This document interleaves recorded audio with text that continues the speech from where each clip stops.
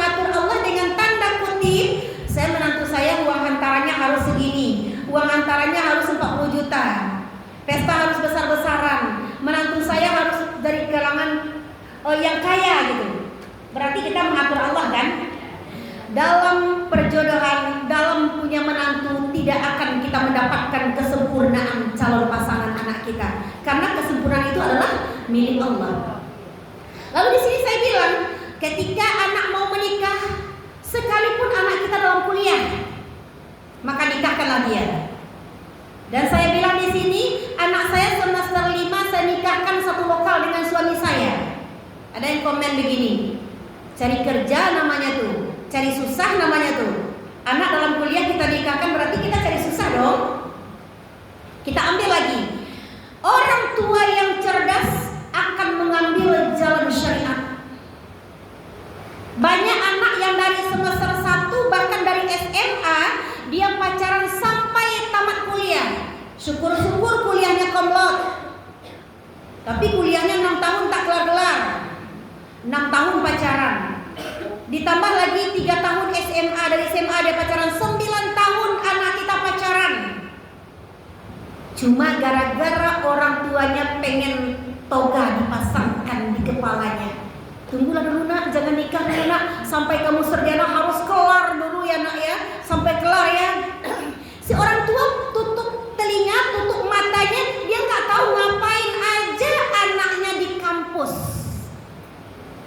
ngapain aja anaknya di kos-kosan, bawa laki-laki ke kamarnya. Orang tua kekeh dengan pendiriannya supaya anaknya sarjana dulu ya nak ya, baru nikah. Dan pada akhirnya apa yang terjadi? Anaknya membawa apa, dibawanya pulang. Nah ini yang dibawanya pulang kan. Terpaksa nikah jadinya. Terpaksa nikah. Dengan nikah yang benar, lebih baik anak kita nikah yang benar, sekalipun dia dalam sekolah takkan mencoreng kepala kita. Tak. Pasti orang bilang, dulu dia nikah sambil kuliah loh, Masya Allah. Tapi sekarang alhamdulillah anaknya udah besar-besar. Namun sebaliknya, orang akan selalu mengingat aib-aib kita. Dulu anaknya kuliah tuh, karena mamanya tak restu menikah, akhirnya na'udzubillah min zalik, hamil luar nikah. Tuh, 7 turunan orang ingat tuh. Kayak. Jadi ibu yang cerdas bagaimana? Ketika anaknya sudah menemukan tambatan hatinya, sudah menemukan laki-laki yang cocok, ta'aruf sebulan, 2 bulan, 3 bulan, 6 bulan, 1 tahun paling lama, nikahkan lagi. Nggak ada orang ta'aruf 3 tahun bu. Tuh ta'aruf 3 tahun tuh udah membuat rumah tangga sakinah mawaddah warahmah melalui jalur pacaran. Nggak ada ta'aruf 3 tahun. Dia ta'aruf ustazah, dia nggak ngapa-ngapain ustazah. Ibu percaya nggak? Ibu percaya tak mobil kita dipinjam orang nggak ada diapa-apain? Pasti digini-gini kan. Ibu yang baik adalah yang menjaga kehormatan anaknya. Walladzina li furujihim yuhafizun. Orang-orang yang menjaga kehormatan anaknya. Bagaimana cara menjaga kehormatan anaknya?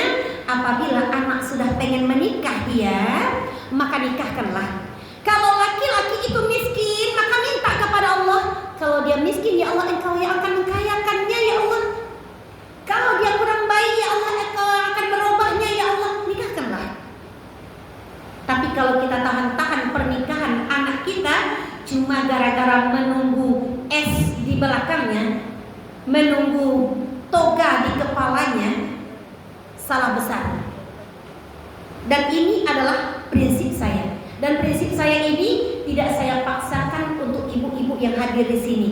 Mau ibu benyok-benyok anak kita itu sebelum nikah, suka-suka lah. Nah, anak laki-laki ini percaya bu sama dengan kuini, bu. Tahu ibu kuini? Kalau ibu beli kuini di pasar, ibu timbang bawa pulang kah atau pencet cium dulu? Pencet, cium dulu. Kalau nggak wangi jadi nggak dibeli. Kalau nggak wangi jadi dibeli? Nggak, taruh lagi. Datang lagi pembeli yang kedua, datang pula pembeli yang kedua, boleh dipencet pula kuini waktu tadi. Nah, nggak wangi jadi dibeli? Enggak. Dan pada akhirnya senja datang karena kuini sering dipencet. Sering dipencet ya. Ada lah bau nggak ada, dia udah ranum. Akhirnya murah pun tak laku lagi Bu. Nah, digratiskan orang-orang tak mau lagi Bu. Nah, itulah dahsyatnya ya Bu ya, menjaga furuj anak perempuan kita.